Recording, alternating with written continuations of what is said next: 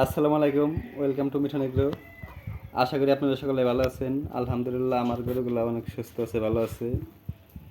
গরুর কৃমির ভ্যাকসিন দেওয়ার পরে লিভার টনিক খাওয়ান শেষ। আজকের থেকে গরুকে জিঙ্ক খাওয়াই দিমু। আজকের থেকে আবার 4 দিন জিঙ্ক খাওয়াবো। 4 দিন লিভার টনিক খাওয়াইছি, আজকের থেকে আবার 4 দিন জিঙ্ক চলবো। কৃমির ভ্যাকসিন দেওয়ার পরে আপনার গরুর মুখে রুচি একটু কমে যায়। পেটের ভিতরে লিভারে কোনো সমস্যা থাকলে লিভার টনিক খাওয়াই দিলে ওটা ঠিক হয়ে যাব।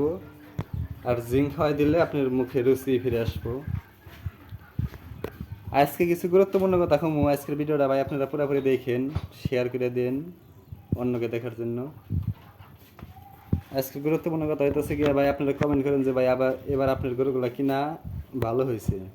50,000 টাকা পিস পড়ছে খরচ সহ। ভাই গরুগুলা কিনছি অলরেডি ভাই 45 দিন 50 দিন হয়ে গেছে ভাই। এখন তো একটা ছাড়ি খাওয়াই নাই কে, শুধু যে আপনার লেবার টেনের জিঙ্ক খাওয়ানোর লেগে 4 কেজি বসি আনছি। 4 কেজি বসি আর 5 কেজির মতো হলো যে ধানের কুড়া মিক্সার দিয়ে এক মুঠ দিয়ে খালি লেবার টেনের জিঙ্কটা যাতে একটু খায় ভালো মতো, এর লেগে মিক্সার করে খাওয়াই দিই। পরে আর খাওয়াবো না ভাই। আমি গরু পালি 2016 সাল থেকে। আমি ম্যাট্রিক পাস করছি 2019 সালে ভাই। জীবনে লস খাইছি, লাভ করছি।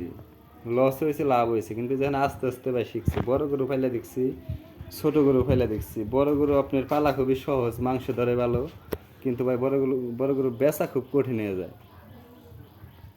বড় গরু আপনার গতবার আগের বারও পালছিলাম 3-4টে, মাত্র 2 লাখ টাকা, 1,90,000 এরকম করে পিস বেচছি ভাই। ওই গরুগুলো আপনার এক একটা গরু গতরে মাংস ধরছিল 8 মন, 7.5 মন। সুন্দর সুন্দর গরু, কিন্তু দাম পাই নাই। ওই গরুগুলো 2.5 লাখ টাকা পিস বেচতে পারলে সে লাভ হইতো। গরুগুলো আমার কিনাই আসলো 1,95,000, 90,000। এই টাকাটা কিনে আসলে একটা গরু বেচে খরচ হয়ে যায় 50-60 হাজার। কিন্তু সেই ক্ষেত্রে লাভটা হিসাব করে বেশি পাওয়া যায় না। আর এই ছোটো গরুগুলো আপনি যদি 50,000 টাকা পিস কিনা যায়, এগুলোর এভারেজ মোটমাট আপনার বেচা সহ খরচ হবে গরু প্রতি 20,000 টাকা করে। কিন্তু লাস্টে আপনি দেখবেন 1,20,000 টাকা এভারেজ বেচতে পারবেন। 7টা গরু এভারেজ 1,20,000 টাকা হলে কত হয় আপনারা হিসাব করে নিন। সেক্ষেত্রে এগুলো কোনো চিন্তা নাই। আপনার অসুখ খুব কম, জ্বর ঠান্ডা খুবই কম, গোসল করাই দেওয়া লাগে বেশি বেশি। এগুলোর গোসল নিয়ে আপনারা কোনো চিন্তা করবেন না, দিনে 2বার গোসল করাই দিলে বেশি ভালো। এগুলোর জ্বর ঠান্ডা নাই বলতেই চলে। এই কোরবানিদের টার্গেটে আপনারা যদি গরু পালেন, এই লেভেলের গরু একটা বছর পাইলে দেখেন, তাতে অনেক ভালো। আপনার বেচার কোনো টেনশন নাই। ঢাকা শহরে নিয়ে যাবেন ভাই, নামান মাত্র গাড়ি থেকে নামান মাত্র কাস্টমাররা পাগল করে লাগবো। এই যে প্রত্যেকটা গরু দেখেন শিং আছে, শিং ছাড়া গরু ভাই কিনা আমি সবার আগে যাই দেখুন গরুগুলো শিং আছে নাকি। শিং থাকা লাগবো, যে চোষ থাকা লাগবো। দেন সবটা গরু রিচোজ আছে। এগুলা যখন মোটাইব তখন চোষগুলো অনেক সুন্দর হয়ে যাবো, বড় বড় হয়ে যাবো। আপনারা ভিডিওগুলো দেখতে থাকেন, অবশ্যই লাস্টে আমি যা কইতাছি এগুলো মিলাই নেন। এই গরুগুলাই যেখানে যে হাড় দেখা যেতেছে, এই হাড়টার কিছুই থাকবো না। এই এখন শুধু ঘাস খাওয়ামো, রোজারিদের পর থেকে কড়া কড়া বসে খাওয়ামো, একবারে গরু গোল হয়ে যাবো। সবটা গরু দাঁতবো, বয়স হবো। আর বিশেষ করে ভাই আপনারা কোনদিন আবাত্তি গরু কিনবেন না। দুধের বাছুর দুধ ছাড়ছে কেবল, সেই সব গরু কিনেন না, তাহলে লস খাবেন। দুধ ছাড়ার পরেও কমপক্ষে 6 মাস যাইব ওই সব গরু কিনবেন।